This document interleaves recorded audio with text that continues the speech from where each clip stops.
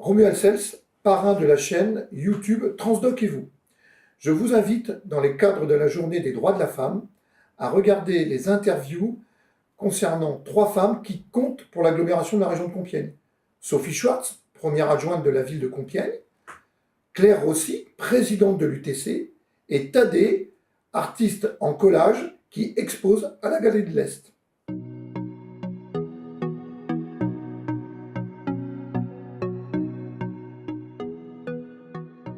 Je suis donc Sophie Schwartz, je suis première adjointe au maire de Compiègne et conseillère de l'agglomération de Compiègne. Me présenter, j'ai toujours souhaité m'engager, aider les autres. D'ailleurs, très jeune, je partais à l'assaut des élections des délégués. Donc j'ai toujours eu ce souhait de servir et d'être au service des autres. Le défi, je dirais que pour un élu, une élue, il s'agit avant tout de concilier 3 choses. Eh bien, la vie privée, évidemment en premier lieu, la vie professionnelle, parce que être élu, eh bien, ce n'est pas un métier, donc il faut continuer à poursuivre sa carrière, à s'épanouir professionnellement et naturellement mener de front son mandat d'élu. Je pense maintenant, ça va faire bientôt 10 ans, que ce défi, je l'ai plutôt bien relevé.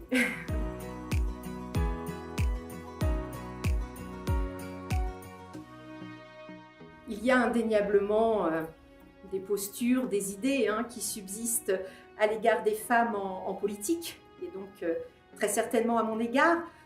Pour ma part, j'ai eu la chance de rencontrer un grand homme, Philippe Marini. Nous avons appris à nous connaître, nous avons construit notre confiance, et j'ai la chance qu'il m'ait proposé d'être la première femme, première adjointe de Compiègne. Tout naturellement, en premier lieu, ma mère, mais également ma grand-mère et mon arrière-grand-mère que j'ai eu la chance de connaître, car elles m'ont ouvert la voie et elles ont mené des combats à leur époque respective et dans une société qui était bien différente de la nôtre. D'être en alignement avec ses valeurs, de les défendre et d'oser prendre des décisions pour aller jusqu'au bout.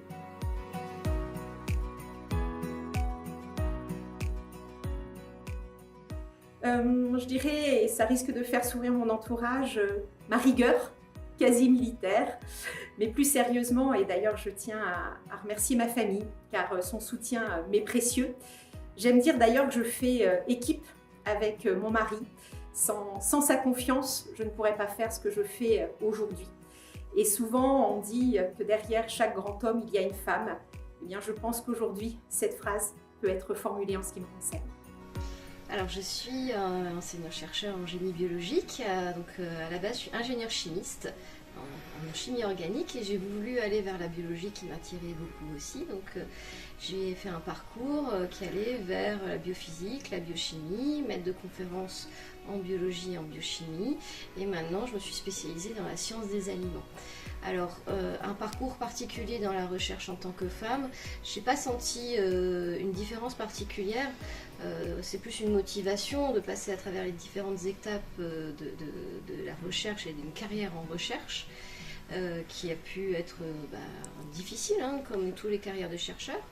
Mais en tant que femme, je n'ai pas eu de sentiment de différence, en tout cas. Voilà, je le souligne parce que c'est quelque chose d'important aussi, de ne pas toujours se dire que c'est forcément plus difficile.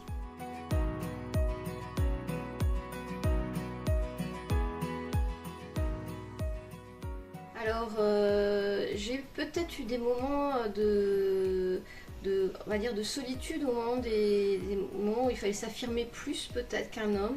Je peux donner quelques exemples. Quand j'allais dans des comités de sélection où j'arrivais comme la seule femme du comité et qui avait un look un peu jeune, sur le moment, on ne m'apportait pas forcément une crédibilité nécessaire et que quand il y avait la prise de parole, ça se gommait. Donc il ne faut pas se démonter, entre guillemets, il faut rester avec un certain aplomb pour passer ses premiers moments en fait.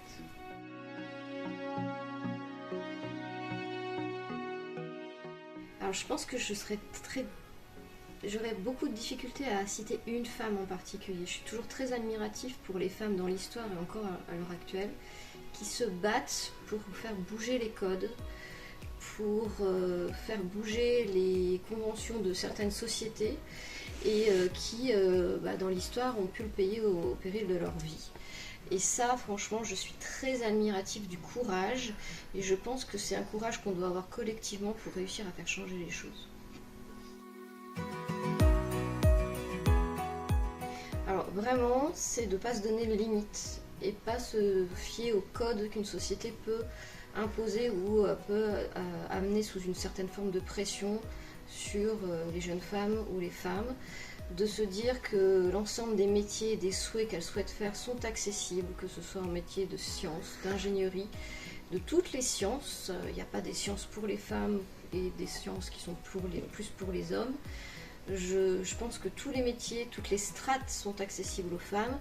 Il faut avoir une volonté, se battre peut-être un peu plus, mais il ne faut pas se décourager puisque il y a des exemples de plus en plus nombreux qui montrent que tout est accessible quand on le souhaite vraiment.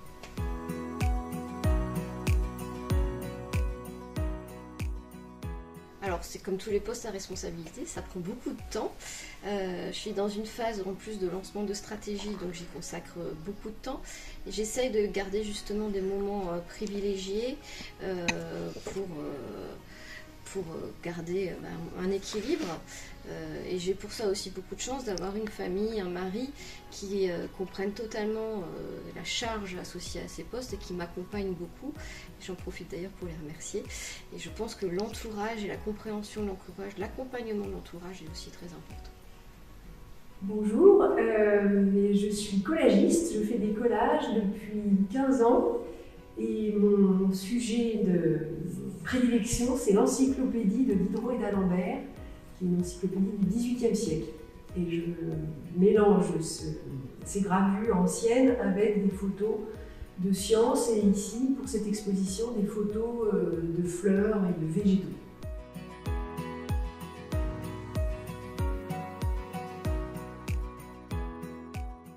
Alors mes défis en tant que femme dans le milieu artistique, c'est une question intéressante que je ne me suis pas toujours posée. Avec le temps, elle a émergé.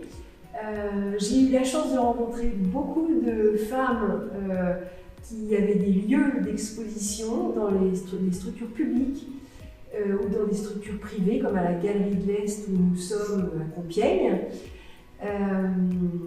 ou au Minime aussi, qui est une structure municipale. À Paris, ma première galeriste c'était une femme, donc j'ai beaucoup travaillé avec des femmes. Et ça m'a probablement aidée et protégée de problématiques compliquées qu'on entend parfois. Et j'ai aussi travaillé avec des hommes et ça s'est aussi bien passé, donc je ne peux pas dire, peut-être comme je suis autodidacte, en tant que femme, on s'affirme moins, voilà. Et donc de prendre sa place, d'avoir une légitimité. Et c'est vrai qu'on l'a par ses pairs, hommes et femmes, peintres et artistes. Et ça, c'est très important, la communauté des artistes, pour donner de la légitimité. Alors là, il faut peut-être chercher dans l'enfance. Et quand j'étais enfant, j'ai lu beaucoup de livres de la comtesse de Ségur.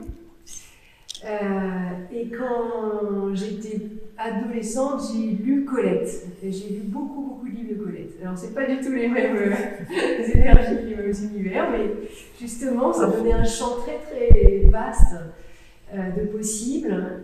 Et après, quand j'ai été jeune adulte, j'ai lu Marguerite Yourcenar.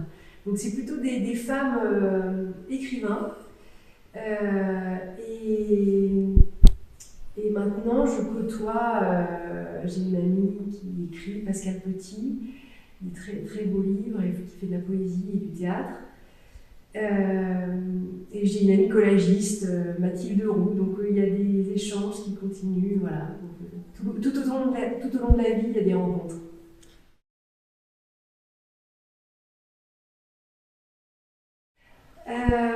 Quel conseil je donnerais aux jeunes femmes qui veulent devenir artistes? Eh bien, c'est de ne pas se laisser influencer par l'air du temps et de chercher, de prendre le temps de trouver son propre imaginaire, ses outils, sa manière, sa propre voix. Et de peut-être fabriquer, souvent les artistes moi, que j'admire, c'est ceux qui ont un peu fabriqué leur manière de faire, qui ont inventé quelque chose. Voilà.